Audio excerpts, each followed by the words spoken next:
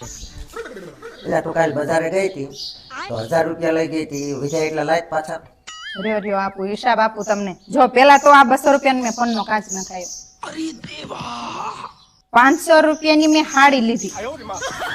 પછી 200 રૂપિયાનું ફ્રૂટ હવે ચલો ને. પછી 150 રૂપિયાનું શાકભાજી લીધું. આપણે નકરી રોટલી ખાતા નથી. અને છેલ્લે 150 રૂપિયાના હાબુ સોડા લીધા. હામુના મારે 200 રૂપિયા નાખવા પડ્યા. લવા લો કાઢો ફટાફટ. ત્યાં હિસાબ મંગાઈ પૂરતા પૈસા આપે ને બજારમાં જઈને આપણે હામુના ઘટે.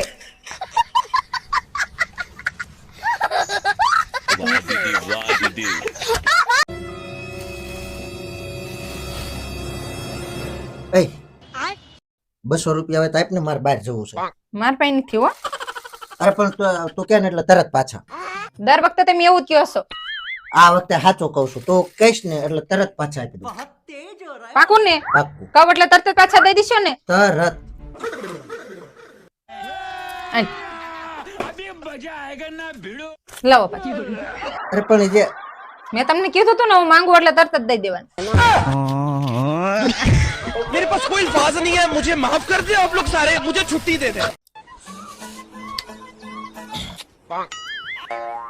બોલ હવે તારા જીવનમાં શું જોઈએ છે? પૈસા.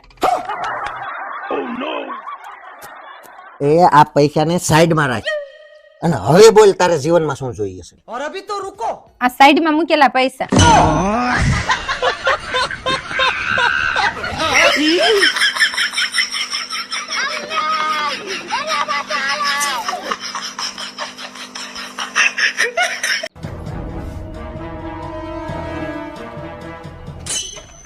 ઓય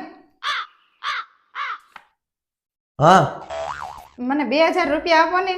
મારે પાર્લરમાં મેકઅપ કરાવવા જવું છે. મેકઅપ કરાવવા જવું છે? મેકઅપ એટલે ખબર પડે છે? પોતાના જ પૈસાથી પોતાને મૂર્ખ બનાવવા, એને મેકઅપ કહેવાય.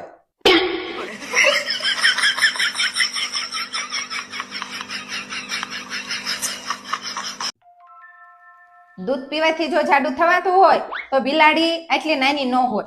હાલવાથી જો પતલું થવાતું હોય તો હાથી આટલો જાડો ન હોય. તરવાથી જો પતલું થવાતું હોય તો વેલ માછલી આટલી જાડી ન હોય. અને વેલું ઉઠવાથી જો સુખ સંપત્તિ ઘરમાં આવતી હોય તો છાપા વેચવા વાળા પાસે ઓડી ગાડી હોય.